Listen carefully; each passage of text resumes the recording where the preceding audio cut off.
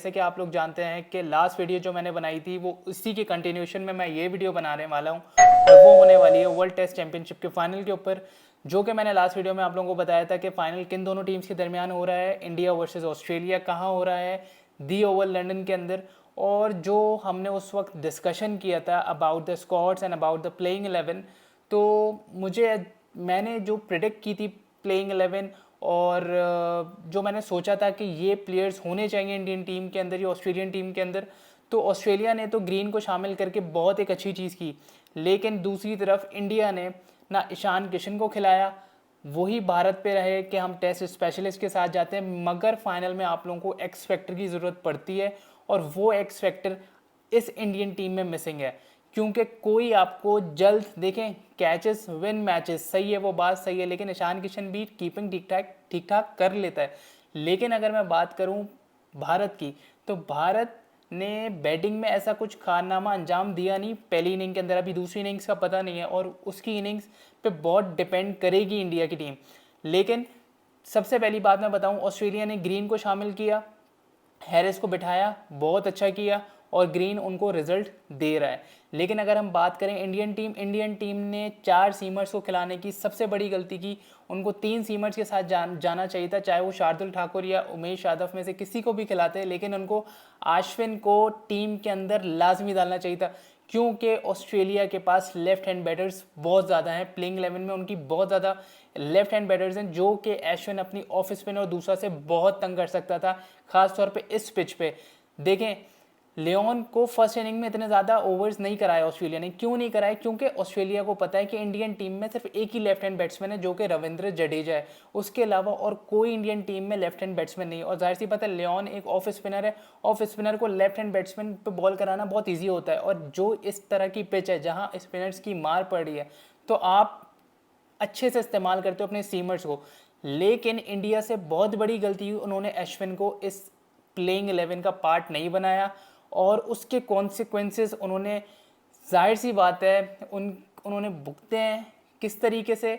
अब हम बात करते हैं, इनिंग बाय इनिंग चलते हैं और इसका डीप एनालिसिस करते हैं कि हुआ क्या है इस टेस्ट चैंपियनशिप के फाइनल में और कल क्या होगा। क्योंकि गाइस कल लास्ट डे है, द डिसाइडर कल होने वाला है कि कल कौन जीतेगा और कौन कहलाएगा टेस्ट चैंपियनशिप का शहंशाह।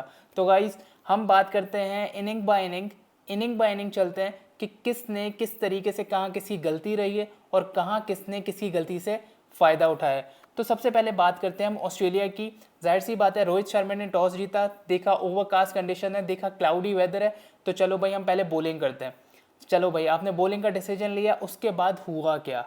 मैं हमेशा कहता हूं कि ओवल का जो ग्राउंड है, हमने अपनी लास्ट वीडियो में यही डिस्कशन किया था कि जो ओवल का ग्राउंड है उस उधर क्या होता है, उधर ये होता है कि भाई भले क्लाउडी वेदर हो, कुछ भी हो, लेकिन वो है बैटिंग ट्रैक ही, वो है ही, स्पिनर्स को हेल्प मिलती ही मिलती है वहाँ पे तीसरे चौथे पाँचवें दिन।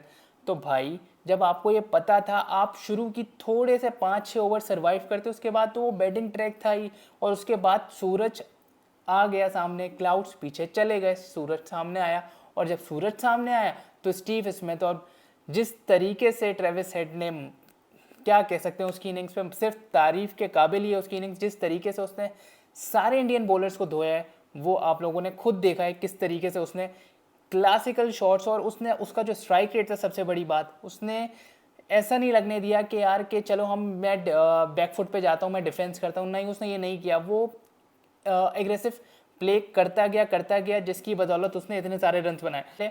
इंडिया ने टॉस जीता, ऑस्ट्रेलिया को बैटिंग की दावत दी। अब जब बैटिंग की दावत दी ऑस्ट्रेलिया को, तो ऑस्ट्रेलिया ने क्या किया, उस्मान ख्वाजा स्टार्टिंग में आउट हो गए। उसके बाद फिर जो मेन पार्टनरशिप उनकी लगी, वो लगी स्टीव स्मिथ और ट्रेविस हेड की। स्टीव स्मिथ 121 रन बनाता है 268 बॉल्स पे, सही है। अब अगर मैं बात करूं उसकी इनिंग्स किस तरीके से रही है, तो भाई देखो, टेस्ट का अभी इस जनरेशन का सबसे बेस्ट प्लेयर स्टीव स्मिथ है। उसने दिखाया है, उसने जब बड़ा मैच आया, उसने अपने आप को दिखाया कि वो क्यों नंबर 1 है इन टेस्ट क्रिकेट। बिकॉज जिस तरीके से उसने डिफेंसिव अंदाज से खेला है, सामने ट्रेविस हेड एग्रेसिव अंदाज से खेले जा रहा है, अपने शॉट्स भरपूर तरीके से मार रहा है दूसरी जगह। और ट्रेविस हेड ने क्यों फायदा उठाया? क्योंकि इंडिया के पास कोई ऑफ स्पिनर नहीं था, कोई उसको ट्रबल करने के लिए था ही नहीं। अब Ravindra Jadeja left arm bowling करा रहा है लेफ्ट हैंडर को, तो उसके लिए ईजी है रविंद्र जडेजा को कुट मारना, बहुत ईजी है। और फास्ट बॉलर्स को भी, बिकॉज जाहिर सी बात है जब धूप सर पे और फ्लैट ट्रैक है तो कोई भी लेफ्ट हैंडर हो वो मारेगा ही मारेगा, जाहिर सी बात है। लेकिन अगर हम बात करें स्टीव स्मिथ की, उसने इतने अच्छे तरीके से पूरी इनिंग्स को बिल्डअप किया और कोशिश की कि ऑस्ट्रेलिया को जितना लंबा खिला सके उतना लंबा खिलाया, और ऑस्ट्रेलिया ने अपनी इनिंग्स का खात्मा जो हुआ उनकी वो 469 पे हुआ। अब 469 के बाद इंडिया की बैटिंग आती है। इंडिया क्या करता है, अब देखें जो 469 जो ऑस्ट्रेलिया ने बनाए उसमें विकेट्स किस किसने ली। शामी ने 2 आउट किए, सिराज ने 4 आउट किए, उसके बाद उमेश यादव ने कोई आउट नहीं किया, शार्दुल ठाकुर ने 2 आउट किया और उसके बाद रविंद्र जडेजा ने 1 आउट किया। तो गाइस ये देखें, जब उमेश यादव ने कोई आउट नहीं किया और शार्दुल ठाकुर ने सेकेंड इनिंग में कोई आउट नहीं किया, तो आपके पास जो एक पेसर था वो फारिग ही गया। इससे अच्छा आप एक ऑफ स्पिनर अश्विन को डालते, एटलीस्ट वो इतने रन्स पड़ने ही नहीं देता अपनी मैजिकल बॉलिंग से। तो गाइज सेकेंड इनिंग जब इंडिया की आती है, इंडिया का स्टार्ट होता है, जाहिर सी बात है शुभमन गिल, रोहित शर्मा, चतेश्वर पुजारा, विराट कोहली, कोई कुछ नहीं कर पाता, 4 आउट तो उनके ऐसे ही हो जाते हैं। उसके बाद फिर रहाणे और जडेजा में पार्टनरशिप, और रहाणे ने जिस ब्यूटीफुल अंदाज से खेला है, मतलब दाद देनी पड़ेगी। बड़े मैच का प्लेयर रहाणे ने जिस अंदाज में खेला है उसको इतनी ज़्यादा प्रेज़ नहीं मिलती है, ना मिली है आज तक, लेकिन मैं उसको बहुत हाईली रैंक करता हूँ क्योंकि उसके जो पास जो शॉट्स हैं, उसकी जो डिफेंसिव टेक्निक है वो एक अलग लेवल पे है और जिस चीज़ को वाकई प्रेस करना चाहिए। लेकिन क्या करें, जाहिर सी बात है काफ़ी सारे लोग कोहली के फैंस हैं, काफ़ी ज़्यादा लोग बाबर के फैंस हैं। सही बात है, उनके शॉट्स बहुत क्लासी हैं, लेकिन रहाणे की जो डिफेंसिव टेक्निक है और जो रहाणे के पास शॉट्स हैं वो आउटस्टैंडिंग है। उसके बाद हम बात करते हैं रहाणे और जडेजा की पार्टनरशिप लगी, रहाणे 89 और फिर जडेजा 45 रन बना के आउट होते हैं और इनका टोटल, इंडिया अपना जो टोटल बनाता है वो 296, ऑस्ट्रेलिया ने बनाया 469, इंडिया ने बनाया 296। उसके बाद ऑस्ट्रेलिया की बैटिंग आती है। ऑस्ट्रेलिया बैटिंग के लिए आया तो ऑस्ट्रेलिया थोड़ा घबराया हुआ था। किस चीज़ से घबराया हुआ था, वो ये था कि उनके जहन में नहीं था कि हमें कितना लंबा गेम को लेके चलना है।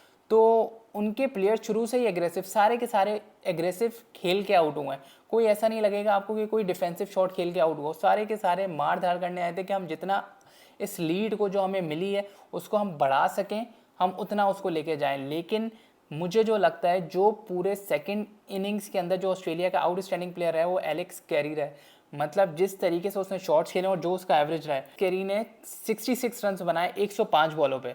तो गाइस अगर कोई बंदा, और जाहिर सी बात है इनका टोटल कितना है 270 पे इन्होंने डिक्लेयर किया, जिसमें से 66 रन जो कि बहुत इंपॉर्टेंट मौके पे उसने किए हैं। क्योंकि उस वक्त ऐसा लग रहा था, अगर देखें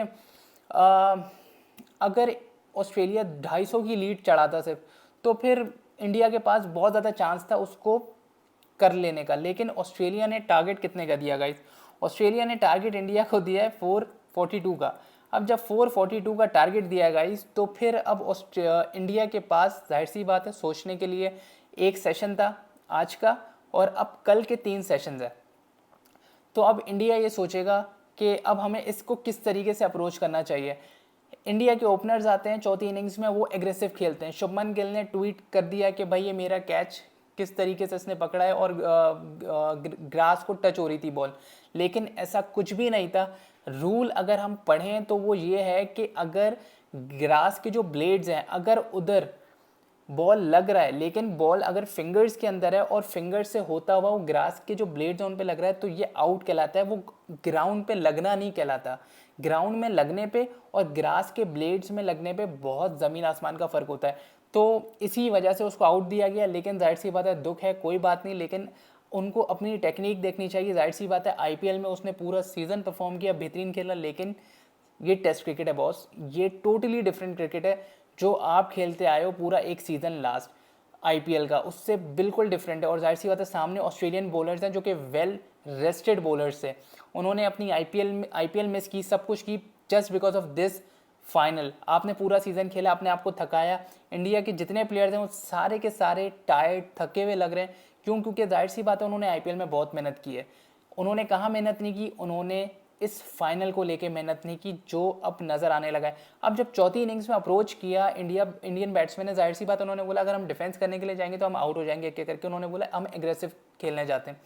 रोहित शर्मा, शुभमन गिल का स्टार्ट बहुत अच्छा था, लेकिन फिर शुभमन गिल आउट हुए उसके बाद फिर चतेश्वर पुजारा मेरे ख्याल से ऊपर जाके पीक को छू के अब वो नीचे उनका ग्राफ गिरता जा रहा है, बिकॉज अब वो जो एक छोटी टीम से खिलाफ तो वो कर लेंगे और बड़ी टीम से खिलाफ भी एक इनिंग खेल के दे देंगे आपको, लेकिन कंटिन्यूस खेलना, इस तरीके का कंसिस्टेंसी के साथ खेलना, वो उनके लिए मुझे ऐसा लग रहा है थोड़ा मुश्किल होता जा रहा है। और इस बड़े मैच में इंडिया की वो बैकबोन थे जिन्होंने परफॉर्म नहीं किया है।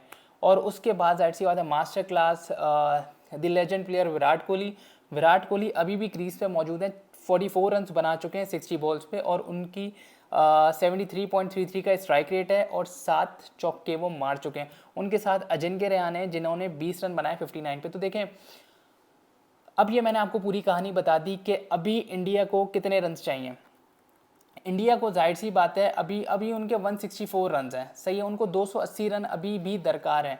अब 280 किसी टीम को दरकार हो और उनके पास एक दिन हो, 3 सेशंस और 40 ओवर हो चुके हैं। ये गाइस बात याद रखिए, 40 ओवर हो चुके हैं, 40 ओवर रह गए हैं नई बॉल के लिए। न्यू बॉल 80 ओवर बाद मिलती है, 40 ओवर बाद नई बॉल मिलेगी इंडिया को, ऑस्ट्रेलिया को। तो मुझे ऐसा लगता है कि देखें 164 फॉर 3 इंडिया है, 280 रन चाहिए। अगर पहला session without any wicket India survive कर जाता है तो कल का टेस्ट मैच इंडिया जीत रहा है। कल का टेस्ट मैच इंडिया जीत रहा है अगर वो पहला सेशन विदाउट एनी विकेट निकाल लेते हैं। लेकिन मुझे ऐसा लगता है कि ऑस्ट्रेलियन बॉलर्स कल सुबह का क्लाउडी वेदर का बहुत फ़ायदा उठाएंगे, और अगर उन्होंने 2 विकेट्स भी गिरा दिए पहले सेशन के अंदर गाइस, सो इंडिया के लिए उधर ही मैच ख़त्म हो जाएगा। क्योंकि जब रहाणे या कोहली में से कोई भी आउट होता है, कोई भी आउट होगा, तो देखिए रविंद्र जडेजा आपको थोड़ा बहुत तेज़ खेल के दे देगा, लेकिन रविंद्र जडेजा टेस्ट मैच ख़त्म करने वाला प्लेयर नहीं है। इंडिया यहाँ ईशान किशन को बहुत मिस करेगा, भारत वो एक्स फैक्टर दे ही नहीं सकता आपको। इसीलिए हमारा जब स्टार्टिंग में लास्ट वीडियो में डिस्कशन हुआ था कि ईशान किशन को लाजमी टीम के अंदर डालना है, लेकिन खैर कोई मसला नहीं डाला, तो अब उसके वो कॉन्सिक्वेंसेस उनको झेलने पड़ेंगे। तो गाइज़ मेरी बेसिकली ये प्रेडिक्शन है कि कल के पहला सेशन अगर निकाल लेता है इंडिया तो इंडिया इज़ विनिंग। लेकिन अगर ऑस्ट्रेलिया ने 2 से 3 आउट पहले सेशन में कर दिए इंडिया के, तो फिर इंडिया के लिए मैच ख़त्म है and Australia will clinch the title of World Test Championship. तो गाइज़ मेरी वीडियो को अगर आपको पसंद आए, लाइक शेयर और सब्सक्राइब चैनल को लाजमी कर दो गाइज़। आप लोगों से गुजारिश है कि चैनल को, बहुत सारे लोग मेरी वीडियो देखते हैं लेकिन कोई सब्सक्राइब नहीं करता, तो गाइज़ जल्दी जल्दी सब्सक्राइब के बटन पर क्लिक करो, उस बटन को दबाओ और अपना ख्याल रखना। अल्लाह हाफ़िज़।